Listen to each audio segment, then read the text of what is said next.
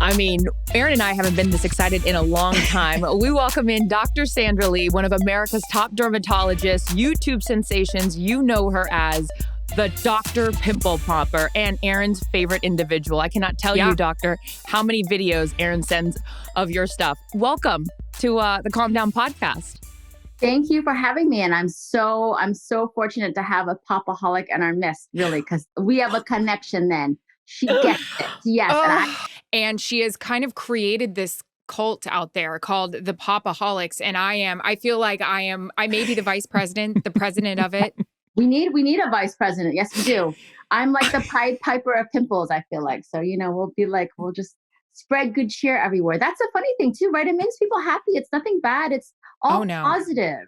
What's so interesting about that, Doctor, is I have struggled. I mean, this is not, a tutorial here about my acne I've had my whole life, but I've always had breakouts. So Erin and I will exchange pictures back and forth of like the cystic ones. Like we rate them. We've got different scales. But I'm going to be honest with you. Her and I maybe don't go around popping them the right way. I'm like looking for a safety pin. I'm taking a lighter to like sterilize the end. We need. I know Erin's cringing. That's a good thing. At least you're sterilizing things and not using dirty. Yeah, that's all. You're thinking in the right way. We need all of your help. There is a satisfaction in popping a good zit. When you get it and you know that you're not going to scar and it's like a one hit, like I'm in on those. But it's always fascinating to me. And I know it is to Erin as well, which is why we were thrilled to be talking to you because there's so many questions we have, including, is it okay that Erin and I have used our fertility needles to pop zits on our face? True. Probably better than other things. I mean, do you know what gauge needle that is? Like, is it pretty? I'm going to go look after I talk to you. It bleeds fast. Yeah. I mean, the smaller the gauge, meaning like the finer the needle, probably the smaller the little nick you can make on the surface. Mm-hmm. And I think that the key is with popping pimples. I'm going to be like every other dermatologist and say, you should not pop your own pimples. But I know many of us are going to, myself included. And so I think that the important thing, just like with all my social media, is the education, like understanding why. And I think you guys get it. I mean, there is certainly an ideal time to pop a pimple, right? Oh, yeah. You got to wait for the good ones. Right. When it's the most superficial, when it's actually looking its worst, like it's what we call a pustule. It's on the surface of the skin because you want to get all of that out of it. Because if you don't, it's, when you squeeze one too early, it just becomes like Mount Vesuvius, right? It just gets enormous and worse. So you want to get it when it's the most superficial because the more trauma that you have more deep in the skin, the more risk you have for scarring. All right. How many times is it splashed up on your face? Another person, you mean? Yeah. Yes. Or do you wear like a shield? Are you so happy that you now have to wear a protective shield? Yeah, I definitely am. I overuse my shield. Do I have a shield here actually? I'll have to send you splash masks. I'll send you my official splash masks. They're called splash masks, Erin. Yes.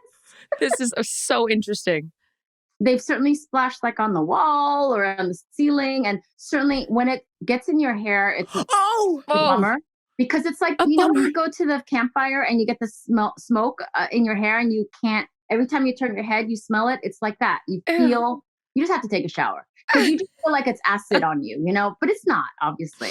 And it doesn't really smell, or at least I don't smell it. Like I don't stick my nose in something and smell it. Sometimes they have an odor, but usually that's when it's infected. Like that's when bacteria is involved. Gross. So those beautiful pristine ones that you see me pop are usually not infected. So it's just old skin cells that are wet under your skin. Yeah. So imagine what that would smell like. It's not the best. What's your favorite ones to pop? My favorite ones, I don't know if you guys know the name of them, but it's called a dilated pore of Weiner. Have you ever heard of that? No, wine. You got me at wine. They're the giant blackheads. Those are the ones that you take out and they just kind of come out whole and they leave a big hole, right? Right. That's a giant blackhead. It's so big that it like dilates the opening of your skin. And like, then you have to actually cut that hole out to close it. Oh my God, cut it out. But they're beautiful because they're not bloody. They're not like, they don't really require an excision, almost oftentimes just a little squeeze and maybe like a little forceps and they kind of pop out whole. Very satisfying. But I also like I also like cysts that kind of come out easily. The ones on the head, they're called pilar cysts and they have thicker walls. So they pop out like an olive. They're really satisfying that way because they're easy and you know that you got it all and you know the person's not in any pain and you're just going to stitch them up and it's going to be their life is going to be so much better. Calm Down with Erin and Charissa is a production of iHeartRadio. For more podcasts from iHeartRadio, visit the iHeartRadio app, Apple Podcasts, or wherever you get your podcasts.